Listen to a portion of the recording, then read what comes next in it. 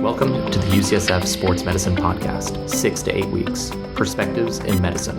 During our program, we continue to cover a variety of hot topics in the sports medicine world and more. Today on the podcast, we're going to do something a little different, but something we're really excited about. We're going to take a research article that was recently published and talk about how it can affect our practice and the outcomes for our patients. This is classically called a journal club, where people get together, talk about the article, often tear it to pieces, and comment on how the study should have been done differently and how they, of course, would have done it better. We don't want to do that. We specifically want to choose articles we like from authors we really respect and talk about how these studies really shape our clinical decision-making and how patients, athletic trainers, parents, physical therapists, coaches, and families can be thinking about these problems. So today we're going to talk about the most common shoulder problem for athletes under the age of 30, shoulder dislocations and shoulder instability.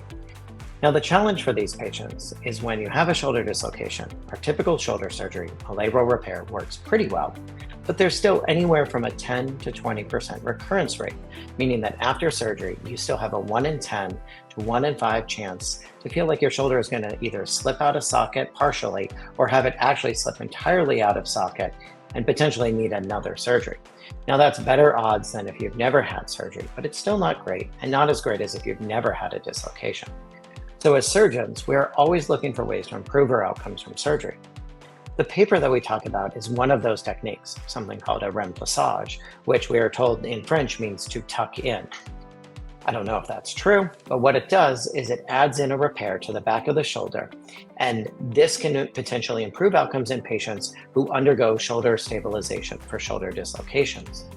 Now, this paper, the title is a mouthful, is called Arthroscopic Bankart Repair with Remplissage and Anterior Shoulder Instability Results in Fewer Dislocations than Bankart Repair Alone at Medium-Term Follow-Up of a Randomized Controlled Trial.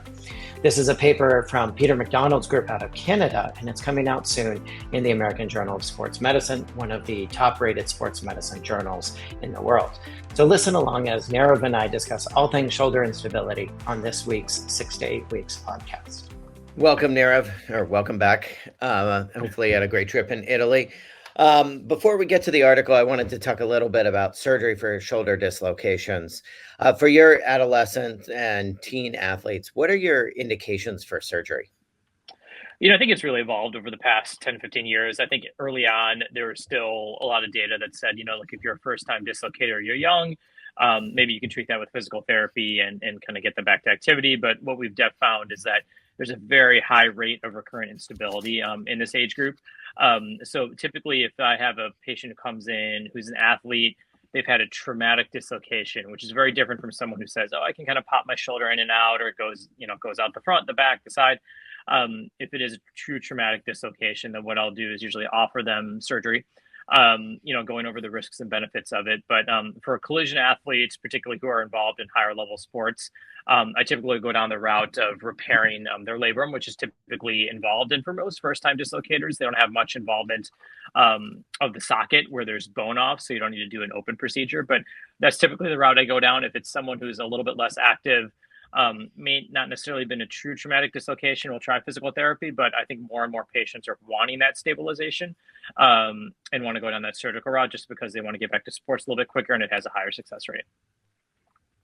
Yeah, my patients tend to be a little bit older. So I think for my high school athletes, it really depends on the timing, whether or not they're in season, not in season.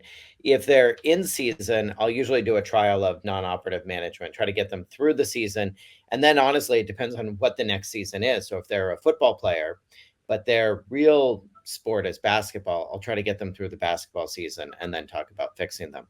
If they're lower demand, so like I would say my most common athlete is a skier, first-time dislocation, skiing in their mid-20s, mid-30s, I think it's totally reasonable to try non-operative management with the assumption that there's a pretty good chance that that'll work, but that once they have that second dislocation, the data suggests that that's when to intervene in these slightly lower demand patients. And then you really want to intervene with that second dislocation, because once you've had that second dislocation, the likelihood of having that third, fourth, fifth, where you're really having further and further damage to the surgery or to the shoulder goes up considerably. One thing I wanted to bring up, I totally forgot. The difference in how patients present, before we get to the article, I had a patient that came in, he was a kid, he was 13, 14 years old, and I examined his shoulder. I had my PA, Wendy, examine his shoulder, and we both thought he basically was dying. You saw him and it was like, oh, it's a labral tear. He's got shoulder instability. Why do kids I literally thought he must have cancer, and I sent him to you thinking, this is so bad. I need you to examine him to make sure that somebody else gives him bad news. Why do kids present so much differently with shoulder instability? Well, I think a lot of it has to do with the fact that we, even though we in our clinic as pediatric sports providers will see a lot of kids who have instability, it's just we don't see a lot of it in general because it's not super common in kids. It's obviously much more common in kind of the present to clinic and kind of that older, kind of like high school, early college age group. I think kids are just a lot more resilient. I think there's definitely not that event where kids will say, Fair. I remember my shoulder popping out. I remember this pain. A lot of them will be like, really give the story of, I've had this pain for a while. I'm still able to do my activities. Like maybe my shoulder pops up, maybe it doesn't. So it becomes a lot more vague because kids can tolerate it a lot more. And I think part of this, and you could probably comment this on a little bit more, is that one of the stabilizers of the shoulder are the muscles around the shoulder and the rotator cuff. So kids, they have a very strong, resilient rotator cuff. So an instability event, they've still got their muscles that give them that degree of kind of stability in that shoulder. Whereas an adult may not have that same degree of stability because they don't have those rotator cuff muscles to kind of support it. So therefore it becomes much more traumatic to their day-to-day life. So I think kids just present a little bit more with vague symptoms. Yeah, well, fair. You did the stabilization. The kid's doing great. So obviously everything right happened. All right, so let's get to this article. So arthroscopic Bankart repair. Just to break down the title. So arthroscopic Bankart repair. Bankart repair is an anterior labral repair. Arthroscopic is how we do almost all labral repairs now. With remplissage, remplissage is French to tuck in the back of the shoulder for anterior shoulder instability. So this is a typical 95-99% of shoulder dislocations happen out the front. And this title says they results in fewer dislocations than Bankart repair alone. So fixing the front and back is better than doing just the standard Bankart repair. And most surgeries still are Bankart repair alone. And this is a follow-up of a previous study that they had already done. So they followed the patients short term, and now this is medium term follow-up. So kind of in the 3 to 9 year follow-up. First of all, because I don't think everybody understands this, what does it mean to be peer-reviewed versus something that's just thrown up on the internet?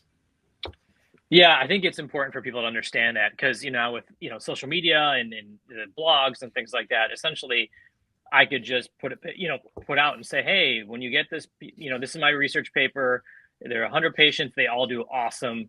And everyone should come get a Remplissage. And I put that on the internet and it gets published somewhere, potentially on some website. No one's looking at my data. No one's questioning what did I do, giving me critique back on it, and so a peer-reviewed article would be, hey, this is my research, this is my paper. I'm going to submit it to a journal. And people who are not necessarily, I know, personally or part of my institution are going to take a look at this, look at the data and say, hey, actually, that's not true at all. Or, hey, why didn't you look at this? So I think it gives it a little bit more validity because someone's actually looking at it. It's like a panel of teachers who are looking at your research paper and giving you feedback, as opposed to just handing something in and everyone saying that's great and this is the truth. Yeah, I think it's vitally important because it's blinded. So for most of these journals, and certainly for the one that this is in, we don't know, if we're a reviewer, we don't know who submitted this. And so we can't necessarily say, well, this is my friend Drew. I like Drew. I know he's a good researcher, so I'm just going to accept this because I think Drew is a good guy. So we don't know who does it. It's a blinded review. In that sense, we're trying to see, is it good science? And then you get an editorial on how you're supposed to do this better. So once you get to the point where it's published, it's already been sort of massaged to the point where it's supposed to be as good as possible science. Now, there's always flaws with how these are done. It's almost always, especially when you're dealing with clinical science, no study's perfect. There's going to be patients that don't show up for follow-up. There's going to be patients that you tried to get to show up and they showed up, but they didn't fill out the survey entirely. They forgot a question. And we accept that. That's an imperfect survey because all science is by definition imperfect. But when it shows up in these better journals, by definition, usually we consider these to be pretty good science. And I think for us, when we say something shows up in the American Journal of Sports Medicine, this is what we consider one of the top 2 journals in sports medicine. It's certainly the top in the United States. We consider this pretty good science. So second thing, we say this is a randomized controlled trial and double blinded. So that means what? The patients were blind, the surgeons hopefully weren't blinded. Why? It means that the evaluators in clinic, when they say how the patient is doing, they don't know. They don't know who had which surgery, and then the patients didn't know which surgery they had. So why is it? I guess this is a little bit hard to answer, but why is it relatively easy to randomize patients to an intraoperative decision versus a surgery, no surgery decision? Well, I think because, patients are going to be getting, it's hard to have someone, first of all, a lot of patients aren't going to agree to a study where they're basically going to say, like, you have this problem, and they come in with expectations because they've read research, they've read other things, and saying, look, you've got this problem, you may not get something done. I think that you're going to get less of a kind of a population of people are going to agree to that. I think intraoperatively, whether you're going to add something onto a procedure or not, it's easier to get patients, kind of to agree with it. I think it's easier for surgeons to kind of like deal with that. It's also, I think, more palatable to the general population to begin with. So that's kind of the way I look at it. It's about recruitment. It's about getting people in. Surgery, no surgery is really, really hard, especially if you don't want to cause patients harm one way or the other. Yeah. So in general, randomized trial means you go into the OR. Somebody's going to open an envelope and say, once you've started the surgery, you are going to be randomized into either you're going to have the standard anterior labral repair, or different envelope was opened. You're going to have the anterior stabilization plus this Remplissage, and then surgery proceeds. And then this Peter McDonald and the Canadian group is going to follow how you do over this 3 to 9 year period. I think the history of a Remplissage is really interesting. So this was developed by Gene Wolfe, who's considered one of the fathers of arthroscopy, and the first author is by Rob Purchase. Gene Wolfe was in San Francisco and recently retired, and Rob Purchase is still in the Bay Area. And historically, a Remplissage, which is French for tucking in tissue. Interestingly, we just bought a Ninja Creamy, which is a thing to make ice cream. And then the top of it says Remplissage on the top. I sent you a picture of it last night. I have no idea now what Remplissage actually means, but it means to make ice cream in the back of your shoulder. So anyway. So you Remplissage your bed in the morning, right? You tuck in your bed. Exactly. So no, I eat cheese in bed. So different podcast. Yeah, exactly. When this came out in 2008, we talked about it as, what if this is too much tightening? So they talked about over tightening the shoulder. Maybe you're going to make the shoulder too stiff. You're not going to be able to externally rotate. But also they said it's really technically demanding. And maybe this is only certain surgeons can do it. But what I found was really interesting was the way they originally described it was Rob Purchase and Gene Wolfe described it as doing it first and then going and doing the anterior labral repair. And that's not how it's evolved. But ironically, we just wrote a paper on that's how I actually do it. And I had no idea until I just reread this paper for this podcast. That's how I do it now, because I think it makes it easier to do the Remplissage first. I think it actually makes doing the Bankart easier because it pulls the whole shoulder back, and it takes the hard part of doing the Remplissage out of the way and kind of forces you to do it. How do you do it when you decide to do a Remplissage? I kind of do it the similar way. So what I do is I think the hard part of doing a Remplissage is putting the anchors in and passing the sutures. So typically what I'll do is I'll kind of prepare the defect, put the sutures in and pass them, but I won't tie them yet. And then I'll go to the front, finish the Bankart repair, and then tie it at the end. the only reason I'll do it that way is sometimes the process of tying and bringing things down can sometimes, especially with the smaller space and pediatric patients, sometimes it can kind of make it harder to be in the joint with that kind of everything closed down. So essentially do it the same way, just don't do the final tightening until after I've done the work in the front. Yeah, and I found over the years, I transitioned from almost never doing a remplissage to now almost, especially from this group's first paper that came out, I think in 2019, 2020, and now certainly with this paper, if I have any reason to do a remplissage, any small defect in the back, I'm going to do it, but I'll put the anchors in, tie down first, and that way I don't have an excuse not to do it. Whereas I think I used to look for an excuse not to do it. Now I need a real reason to say, why shouldn't I be doing it?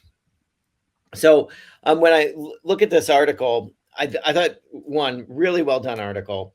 I thought it was well written, all the normal stuff that I would assume from this group and from AJSM. My number one takeaway from this article was straight up, if you do a remplissage, it's going to lower your dislocation rate. And they say this both in the abstract and in the paper. Your rates of overall recurrent instability went from 30% in the no remplissage group versus 10% in the remplissage group. And when they describe instability, they did it in a really rigorous manner. They said any recurrent dislocations plus any feelings of subluxation. So even if they said just once in that post-op period, I felt like my shoulder slipped a little bit, that counted as a feeling of recurrent instability. So a really rigorous way to say my shoulder doesn't feel perfect. So I think saying that the remplissage takes that from 30% to 10% is huge and really affects how I would treat patients. If I can take something from 30%, which is still better than 90, 95%, but from 30 to 10% is really big. What was your number one takeaway from this article?